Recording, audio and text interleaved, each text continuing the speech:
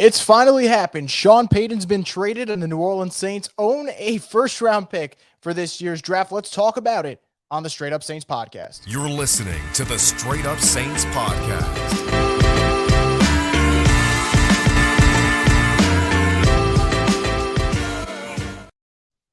Once again, guys, welcome back inside another edition of the Straight Up Saints podcast. And for about the past, I'd say, month or two, we've been discussing Sean Payton, where he's going to go, if he's even going to go anywhere.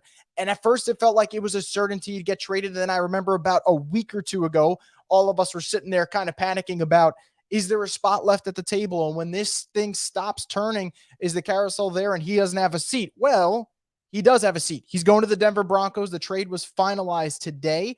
It's Sean Payton and a 2024 third-round pick going to Denver for this year's first-round pick, a 2023 first-round pick, and I believe a 2024 second-round pick from Denver. Is it the flashiest trade?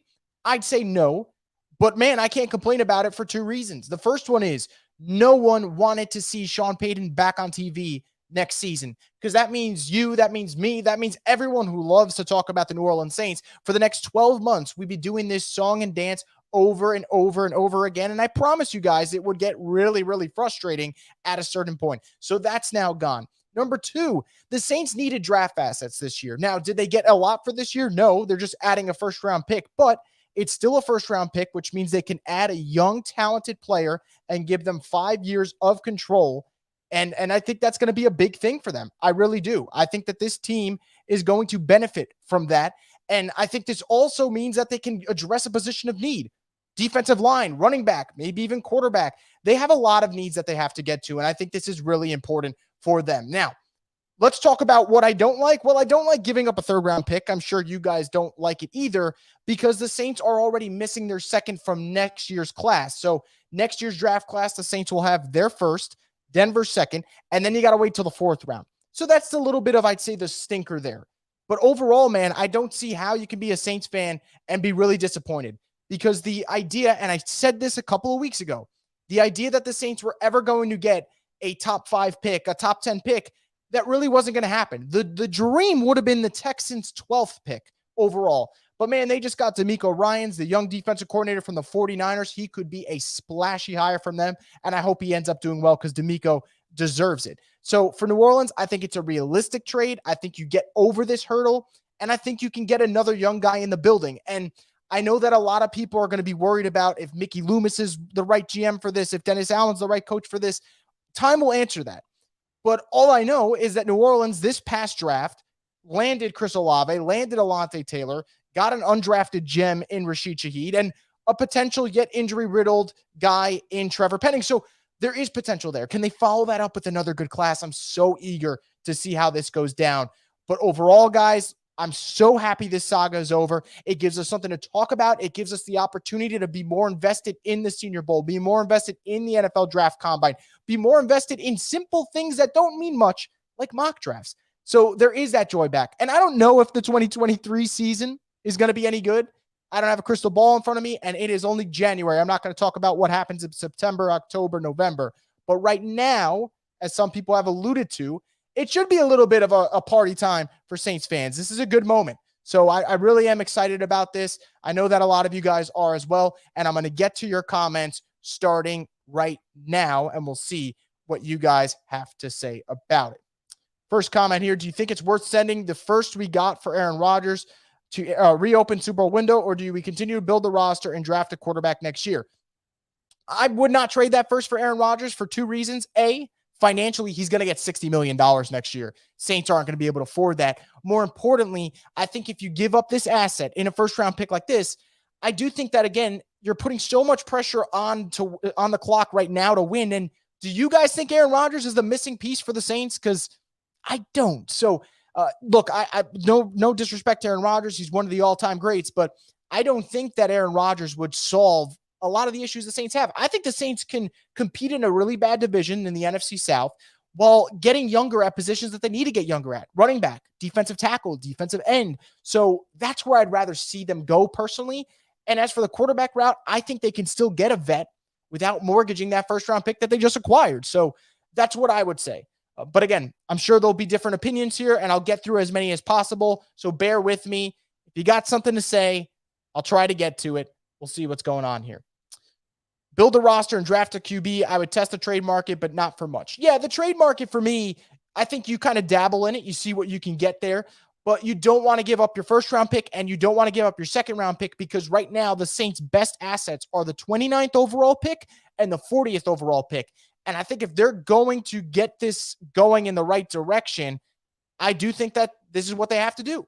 I really do believe that it's using these two picks and continuing to stockpile and maybe build some momentum off of what you did last year, which, again, bad season. But boy, you can't tell me that you're not excited about Chris Olave. You're not excited about Alontae Taylor. You're not excited about Trevor Penning. And I didn't mention Rashid Shaheed, but you should be excited about him too. So I think I'd like to see them go this route because the Saints are in an interesting position. A lot of good vets, a lot of interesting young talent. Can you mesh the two together while kind of bumping up that ladder in the interesting young talent to the roster? So I'm really curious to see if they can do that. Got a comment from Bryson here saying Trey Lance becomes a real option now with that 30th pick. So it's technically the 30th pick, but it really is the 29th pick because the Dolphins don't have their pick because of the scandal that happened last offseason. So it's really 29th. But as for the Trey Lance thing, I see a lot of this. People talked about Trey Lance. I think he's so intriguing. I love the kid's potential. But I don't think there's an NFL team right now that would trade a first-round pick for Trey Lance. Now, would a team trade a second? Maybe. Would a team trade a third and some change? Absolutely. But I don't think the 49ers are going to get rid of him. And I think a big part of that is Brock Purdy's hurt now, could miss 6 months. That quarterback room for the 49ers, us Saints fans, if we think that the team has bad injury luck, and the Saints do, how about the 49ers? I mean, they went through literally 4 quarterbacks this year, and that never really happens. But for them, it happens almost on the regular. So I don't think they get rid of Trey Lance. I think they might just add more and more pieces to their QB room. But this idea, to your point, you kind of go around the market. What is the asking price for Justin Fields? What is the asking price for Jordan Love? You start to ask these questions because if you're New Orleans, at pick 29, you're not getting CJ Stroud. You're not getting Bryce Young. You're probably not getting Will Levis. If a team falls in love with a guy like Anthony Richardson, who some of you may want, you're probably not getting him either. So I do think that for them, the smartest thing is to look at the trade market because you could get a young guy on that rookie deal with loads of potential but won't cost you as much as it would to probably trade up in this draft. So I do think that is kind of the benefit there for New Orleans. So let's see what else you guys have to say. You guys mentioned Hendon Hooker. Look, Hendon Hooker is an interesting prospect because I think for him, the later the better, obviously, in terms of not using all your assets on a first-round pick. But here's where I'm at with Hendon Hooker. I think the potential's there. I think that clearly what he did at Tennessee in his final season was phenomenal, and I do think he was snubbed in terms of being a Heisman finalist. How he doesn't even get to the podium, that's kind of unfortunate. But he's an interesting prospect. He's going to be ready earlier than people expected.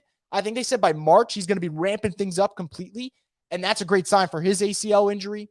I think Hendon Hooker's the type of player where I think if you fall in love with him, I'm never going to say you shouldn't use a first-round pick on a quarterback if you fall in love with him. I just don't know if the Saints will have to take him at 29 because I don't know if he'll go in the first round, and I don't know how much they'll love him, and I don't know if they want to go the young quarterback route. And I know Saints fans don't want to hear this, but the Saints might go back to a Derek Carr. The Saints might bring back Andy Dalton and maybe draft Hendon Hooker. I don't know what they're going to do yet. I know that the 29th pick, though, gives them options, and I think Hendon Hooker's an intriguing name. He'll meet with teams over the next couple of weeks, over the next couple of months as well, and we'll see if New Orleans has interest in him. But he is experienced. I think that bodes well for him. I mean, we just saw with the 49ers with Brock Purdy what experience does for a young quarterback. They feel a little bit more comfortable. Everything seems more natural. And Hendon Hooker has a lot of experience at the collegiate level. So I'm not going to say no. People who have followed me for the last couple of months know I like Hendon Hooker. I just don't know if at pick 29, that's what I would do. Grant says, what should we address with pick 29? Cam seems to think we need a defensive tackle. Well, Cam Jordan's not wrong. The Saints need to beef up that defensive line. Saints have an important decision to make on David Onyemata. They have an important decision to make on Marcus Davenport.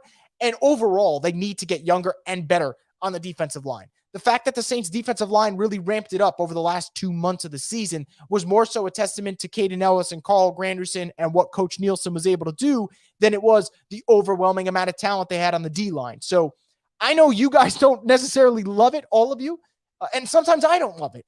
But I do think, though, if the Saints at pick 29 fall in love with the defensive lineman, I would say go for it. Now, what I would not advise is them to go down the route that they've been going down, which is the Marcus Davenports, the Peyton Turners, the taking these defensive linemen who fit a certain mold. I'm not a fan of that, but we'll see. I do think that the Saints should definitely invest in defensive line. If it's not at pick 29, then at pick 40, they need to get younger. They need to get faster.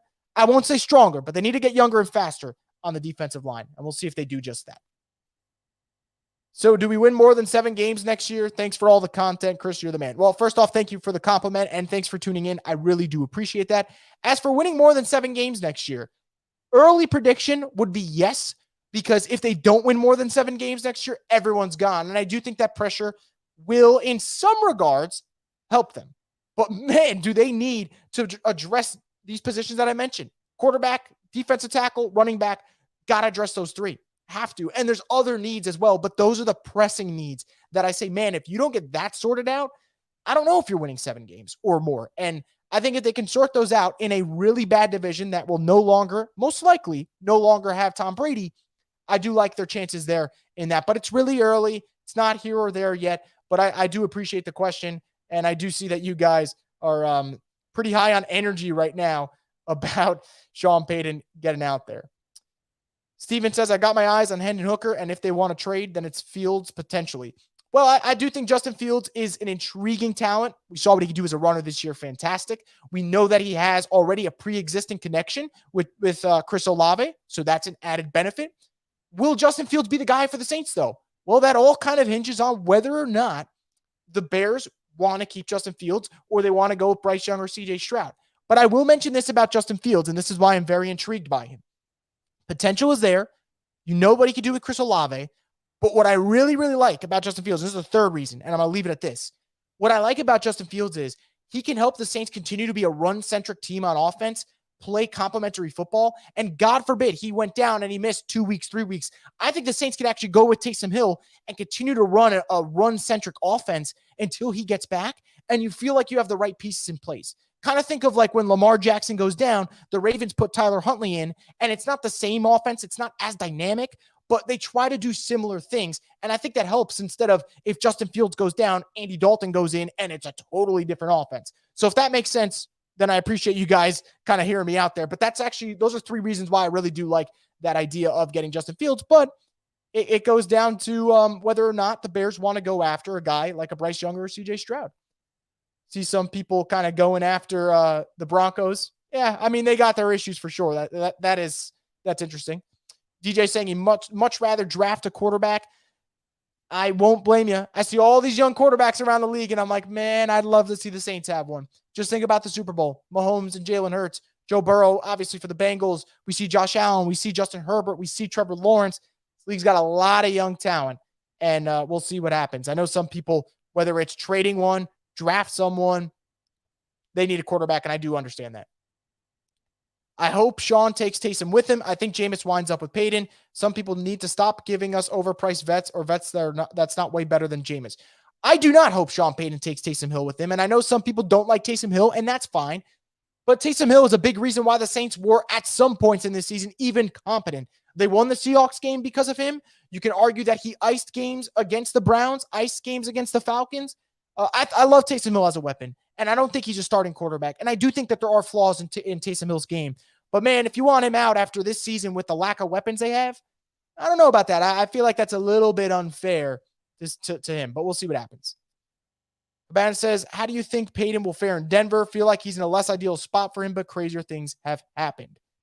Look, this is kind of how I feel about it. I think for Sean Payton, you're going to have a championship-level defense ready to go. You're going to have offensive weapons in Cortland Sutton, in Jerry Jeudy, in Javonte Williams. Tim Patrick's going to come back from his injury, so you're not worried about weapons. I think it's very clear, guys. Can he fix Russell Wilson? And if he fixes Russell Wilson, great. They are a playoff caliber team. But here's the downside of that. You're competing in a division with the best quarterback in the game in Patrick Mahomes. You're competing in a division who has arguably another top 5 quarterback in Justin Herbert. That's not easy. So I do think Sean Payton's going to have his work cut out for him. He's going to get paid a lot, so that's obviously beneficial to him, and he deserves the bag. But I do think that there are some concerns, and it all starts with Russell Wilson. If Sean can fix him, and I do think he can fix certain things, then they will be able to be a competitive team. And I think back to what they did in 2019, Sean with Jameis Winston. I'm sorry, 2021. I'm losing my mind here. In 2021, Sean coaching Jameis, a lot of people talking about Jameis being turnover prone. Will he be able to handle it?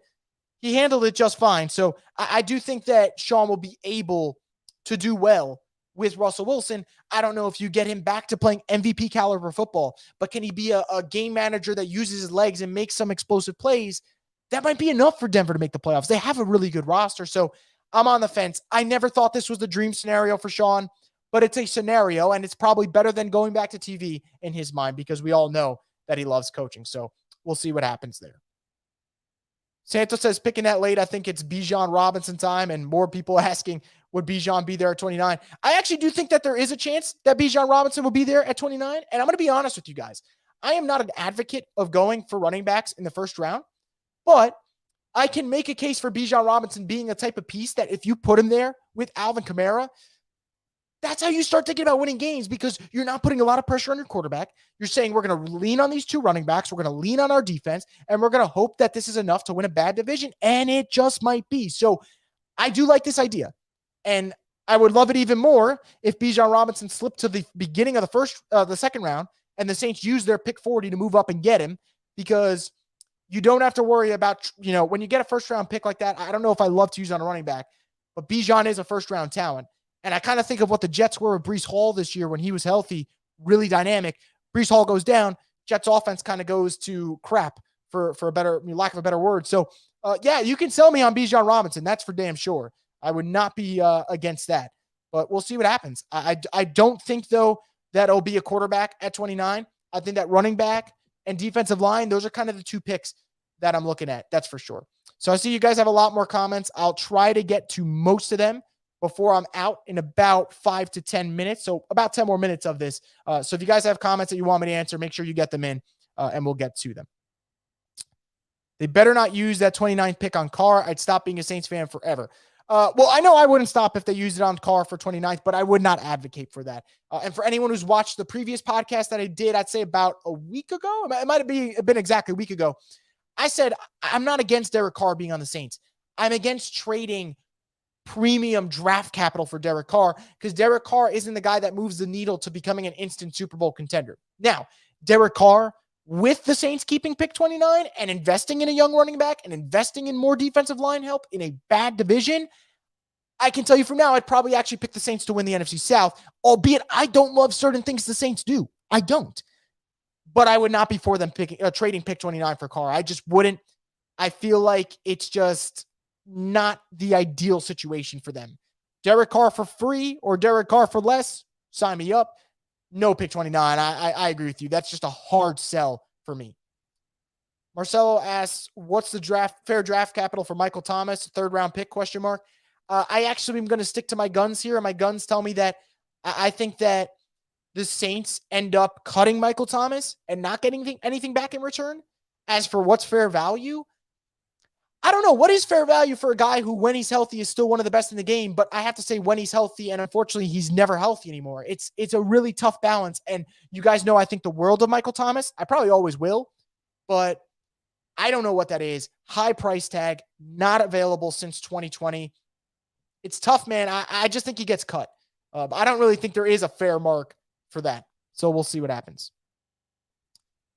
Paul says Dennis Allen is not getting fired next year with a rookie quarterback. Well, that's actually also why I don't think they are going rookie quarterback, because I think they're all about doubling down on what they did last year, albeit I disagree with that decision, but that's what they're doing. And in order to do that, to fully double down, to make sure that you have the best chance possible, you're going with a vet quarterback. You have to. You can't double down and say we're bringing in a rookie, because guess what? If the rookie struggles, Dennis Allen's got an out for next year. So I don't love that idea. As for trade up and get a quarterback, which is something Brandon asked, look, I don't disagree with the idea. I want the Saints to have a young quarterback. Do you trust this coaching staff, though, to be paired with a young quarterback? That's why when I say Derek Carr, I say Derek Carr because I know that he's going to come in and understand the system, and we don't got to worry about what he's going to do. We know who he is, for better or worse. I would hate to see them draft a rookie quarterback and their development just gets stunted by a coaching staff that I think is a little bit limited. So that's kind of where I'm at, putting it nicely. So we'll leave it there. When is the last time a running back in the first round has provided value in winning a Super Bowl? Truthfully, there is one recently, but he didn't get drafted by the team in that he won a Super Bowl with. I think Leonard Fournette played a paramount role in the Buccaneers winning their Super Bowl. He was dynamic in the postseason, but the Bucs didn't draft him in the first round. The Jaguars did. So that goes against that notion. And I do think that I agree with that. And that's why for Bijan Robinson, you can sell me on him at 29 because, man, if the Saints are going to win games, they got to run the football. But I do believe that if you really want Bijan and you want to be smart about this, or you want a running back, pick 40 seems better. Pick 71 seems better. And those are two picks that the Saints can get a running back at. So I think that you historically go at a different position in today's NFL. But we'll see what happens. We will see what happens. But I'm open to a lot of suggestions at pick 29. I'm sure the Saints will be because this roster can use tweaks. You know, what if JSN from Ohio State somehow there at pick 29? I know they took Olave. I know they have Rashid Shaheed. I'd probably take Jackson Smith and Jigba. So that's just where I'm at. I really think that they have options because this roster isn't ready-made right now. They need improvements. So that's kind of the beauty of their situation. But I do agree with you guys saying it. 29 has to be an impact player. And I think it will. I think it will. Saints trade that first rounder. It's either for Fields or nobody at all. I think that's fair. I think that's very fair about that. I don't think you want to trade 29 for Derek Carr. I don't think you want to trade 29 for an injury-prone quarterback. I don't think you want to trade 29 for an older vet. Justin Fields isn't 100% proven yet, but he is young. He would have 3 more years of team control. I think that that's interesting. So that's where I'm at. And that's where I'm at for sure. This also gives them enough ammo if they want to get up to, say, 10, 15 to draft a quarterback. It does. It absolutely does. But if you do get up to, let's say, pick 15, say goodbye to the rest of that draft probably. You're probably just picking that one time. And I don't know if the Saints want to do that. So personally, I don't think they're going to do that. I think they're far more likely to go get Justin Fields or go get Derek Carr or do something of that regard. I don't think they're trading up for an Anthony Richardson. I don't think they're trading up for Will Levis. That's just my early gut feeling. And I can tell you from now, my gut feeling's been wrong in the past multiple times, and we'll see what happens. But, yeah, we'll see what happens there. Someone says them picks ass. Look, they were never going to get a top 10 pick for Sean Payton. It sounded great. It made me excited. The thought about it, it was never going to happen. All those trades that happened back then with coaches, Parcells and Belichick and John Gruden, the NFL was a little bit more loose with their first-round picks than they are now. Teams understand the value of first-round picks. And sometimes you just got to suck it up. And I think that a quick nickel is better than a slow dime. And I think for New Orleans' standpoint, that's what happened. So you take what you get. You say thanks. It's not the best thing in the world. It's going to stink seeing Sean Payton on another sideline. But I'd rather have these draft picks than nothing at all. And that's kind of where I'm at with all this. Okay? And realistically, who knows, man? Who knows? I mean, we could be in a situation where Sean Payton leaves the Broncos in 5 years from now, and we say, hey, at least they got something from him. So we'll see what happens there. But I'm just not 100% certain that people should be just, I hate this trade. What were they going to get? It was either this or nothing this year. And if he goes into next year's cycle, you're probably getting even less. So sometimes you just got to be grateful for what you got because it could always be worse. That's the way I'm looking at it. Marco says, I'm guessing the Saints will cut Winston and keep Dalton as a backup in case we get a quarterback. I kind of think so, but who knows? Who honestly knows at this point? I really don't know with New Orleans, but I do think they will cut Jameis. I will be rooting hard for Jameis wherever he goes next. And I do think that Dalton's on their radar. I know that's not going to make people happy, but I'm trying to be realistic than unrealistic. And that's where I'm at. Carr is worth no more than a 5th rounder. I disagree with that, but I don't think he's worth a 1st-round pick. I do not. And I actually don't think he's worth a 2nd-round pick for the Saints because that pick 40 is a very, very good pick. You can get a day one immediate impact guy, a potential first-team all-rookie type of player with pick 40. So if you talk about Derek Carr, I start with saying, all right, maybe I give up pick 71. But I'm going to be honest with you guys right now, and I've been saying this for the past 2 weeks. I think the odds of Derek Carr getting cut are far more likely than people think. Not saying he's going to get released. I just think that he could get cut.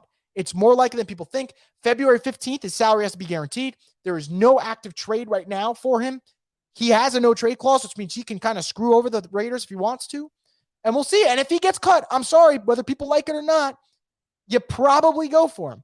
Because like I said, I don't trust his staff to draft a QB and make it work. So I'd rather see them go, hey, maybe they go get a Derek Carr, or maybe they trade for a Justin Fields, because at least at some level, these guys have been in the league for a year or two, in Derek Carr's case for the last 7-8 years, and they know what they're doing, especially Derek Carr. So that's kind of where I'm at there. So that's where I'm at.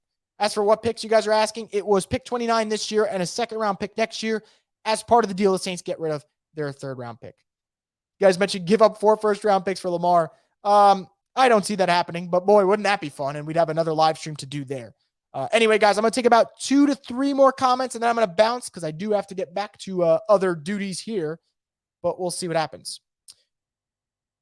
Sean is taking Chris Richard with him to Denver. Saints haven't offered him the DC job yet. We'll see what happens. Saints could offer it to him. Sean could also sneak in and get Vic Fangio. I know he was rumored to the Dolphins, but that isn't finalized yet. Sean's going to have options. I think there's a lot of good defensive coaches on the market here. And if I'm the Saints, if they lose, let's say they lose Chris Richard, I would look at the Broncos defensive coordinator from this past season, young, 42 years old, I think. Really good. That side of the ball was fantastic. So they could look around there. We'll see what happens, though. And obviously, to you guys, I hope that Chris Richard stays, but we'll see what happens. We have to be knowing there's no early quarterback being drafted with Pete Stickin at OC. I agree with that, which is why I say Derek Carr, Justin Fields, maybe even bring back Dalton. I don't love it, but these are the options you're looking at. And that's why I'm not getting excited about these young picks, because I don't think they're going that route. When they take a quarterback, it won't be with this regime. I feel very strong about that. But we'll see what happens. Anyway, guys, that's going to do it for this edition of the Straight Up Saints podcast. As always, I appreciate you guys tuning in, leaving your comments. I will have more content on Sean Payton in the next couple of days, weeks, whatever. And we'll talk about the draft. We have more content to do here. But until then, that's going to wrap it up for this edition of the Straight Up Saints podcast. Thank you again for listening, and stay tuned for more content here for the destination for the Who Dat Nation.